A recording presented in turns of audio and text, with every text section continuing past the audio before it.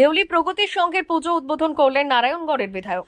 এদিন পুজো উদ্বোধনে আয়োজন করা হয়েছিল সাংস্কৃতিক অনুষ্ঠান মঞ্চে দুর্গাপুজোর ইতিহাস ও ঐতিহ্য সম্পর্কে দীর্ঘ বক্তব্য তুলে ধরলেন বিধায়কের পাশাপাশি উপস্থিত ছিলেন এলাকার বিশিষ্ট গুণীজনেরা। দেউলি প্রগতি সংঘের কার্যকর্তারা জানান, চতুর্থ বর্ষে আমাদের এই পুজো। আজ সমারোহে তার উদ্বোধন করলেন নারায়ণগড় বিধানসভার বিধায়ক সূর্যকান্ত অট্ট। পুজোর কয়েকদিন রয়েছে একাধিক সামাজিক কর্মসূচি। আগামী বছরগুলিতেও এইভাবেই প্রগতি সংঘ দেবী দুর্গার আরাধনায় ব্রতী হবেন বলে জানালেন পুজো কমিটির কার্যকর্তারা।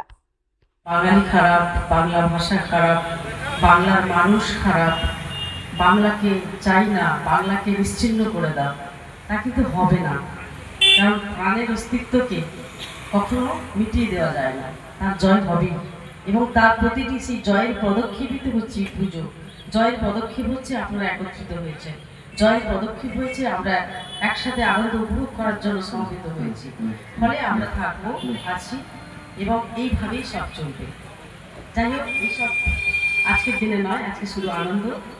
আগামী 4-5 দিন পুজোর যে দিনগুলো রয়েছে আপনারা সুন্দরভাবে কাটাবেন, সাবধানে থাকবেন, একদম রাস্তার উপর প্যান্ডেল। ফলে যারা কর্মকর্তারা রয়েছেন একটু নজর রাখবেন, একদম হাইরোডের উপর বলতে গেলে। এবং সত্যি কথা বলতে কি, প্যান্ডেলটা বসে বসে দেখছিলাম, জয়দেববাবু বলছিলেন আসার সময় যে সহজ পাঠ, সত্যিকার একেবারে একটা ইউনিক চিন্তা ভাবনা। সহজ পাঠ আমরা প্রত্যেকেই সহজ পাঠ পড়েছি ছোটবেলায়, কিন্তু বসে বসে সেই ছবিগুলো দেখছিলাম এবং যে কিভাবে আমাদের সেই অ আ ক খ আমাদের মানে নিঃশ্বাসের সঙ্গে মিশে গেছে, চিন্তার সঙ্গে মিশে গেছে, দৃষ্টি নন্দন হয়ে উঠেছে। সেই ছবিগুলো বসে বসে দেখছিলাম।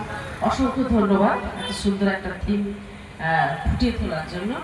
এবং আগামী দিন আরো ভালোভাবে কাটুক, সবাই ভালো থাকুন, সুস্থ থাকুন, এই শুভেচ্ছা জানিয়ে আমার পুজো মণ্ডপের তৈরি করার ক্ষেত্রে কিছু মানুষ যারা বিদ্যুতের কাজ করেন, লাইট দেন, ব্রাহ্মণ, বেশ কিছু উদ্যোক্তা, বহু মানুষ। 2024 সালে আমাদের পরিসংখ্যান বলছে আমরা প্রায় 25,000 কোটি টাকা আমাদের দেশে বাণিজ্য হয়েছে দুর্গোৎসবকে কেন্দ্র করে। এবছরের লক্ষ্যমাত্রা সম্পূর্ণভাবে ছাড়িয়ে যাবে, প্রায় 78,000 কোটি টাকার লক্ষ্যমাত্রা রয়েছে। গবেষকরা বলছেন, অর্থনীতিবিদরা বলছেন যে বাংলার বাণিজ্যিক পরিমাণ অনেকটা বৃদ্ধি পাবে। ফলে উৎসবের যেমন একটা আলাদা দিক আছে, আর একটা দিক আছে উৎসবে সম্মিলিতভাবে আমরা সবাই একাত্ম হওয়া। হিন্দু, মুসলিম, খ্রিস্টান, জৈন, পারসি সমস্ত ধর্মের মানুষ এই দুর্গোৎসবকে কেন্দ্র করে সবাই মাতৃবন্দনায় যুক্ত হয়। এক মা আমাকে গর্ভধারণ করেন, লালন পালন করেন। আরেক মা যিনি সার্বজনীন। মা ওয়েলফেয়ার ফাউন্ডেশন নেশা মুক্তি ও পুনর্বাসন কেন্দ্র। বিজ্ঞানসম্মত আধুনিক পদ্ধতি ও অভিজ্ঞ চিকিৎসকদের দ্বারা চিকিৎসা ও কাউন্সেলিং করানো হয়। নেশার প্রবণতা থেকে বের হওয়ার জন্য চাই সৎ ইচ্ছা। এই নেশাসক্ত ব্যক্তিদের নানান সমস্যার সম্মুখীন হতে হয়, তারা চাইলেও এই পথ থেকে বেরিয়ে আসতে পারেন না, হতাশ ও একাকিত্ব বোধ করেন। তাদের ভুল পথ থেকে স্বাভাবিক জীবনে ফিরিয়ে আনতে আমরা বদ্ধপরিকর। মাদকাসক্ত ব্যক্তি পাগল নয়, খারাপ নয়, তারা শুধুই অসুস্থ।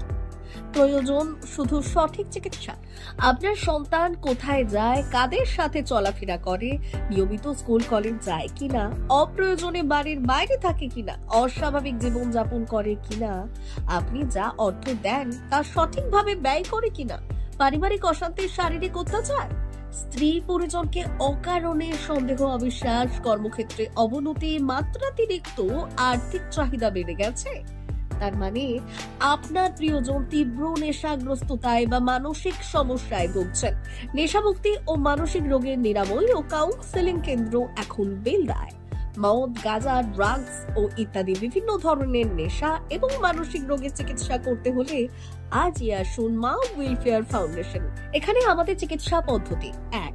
নেশাগ্রস্ত রোগী এবং তার পরিবারের কাউন্সেলিং এর ব্যবস্থা। 2. নিয়মিত যোগ, প্রাণায়াম ও ধ্যানের মাধ্যমে এবং মোটিভেশনাল ক্লাসের মাধ্যমে রোগীকে সুস্থ করা। 3. নিয়মিত ডাক্তারি পরিষেবা ও অভিজ্ঞ সাইকোথেরাপিস্ট দ্বারা কাউন্সেলিং এর ব্যবস্থা প্রদান। 4. প্রত্যেক রোগীর নিজস্ব শারীরিক এবং সামাজিক বৈশিষ্ট্য অনুযায়ী পৃথক পৃথক কাউন্সেলিং এর ব্যবস্থা, অভিজ্ঞ পরামর্শদাতার পরামর্শ প্রদানের ব্যবস্থা। 5, অনিচ্ছুক রোগীদের বাড়ি থেকে চিকিৎসা কেন্দ্রে নিয়ে আসার ব্যবস্থা করা হয়। বিশ্ব স্বাস্থ্য সংস্থা দ্বারা অনুমোদিত মদ, গাঁজা, ড্রাগস ও মানসিক রোগে চিকিৎসা করতে হলে আজই আসুন মা ওয়েলফেয়ার ফাউন্ডেশন বেলদা থেকে। যোগাযোগ করুন আমাদের সঙ্গে। Mobile number 9144587202। মা ওয়েলফেয়ার ফাউন্ডেশন বেলদা, কেশিয়ারি মোড়, রেলগেটের কাছে, মোহাম্মদপুর।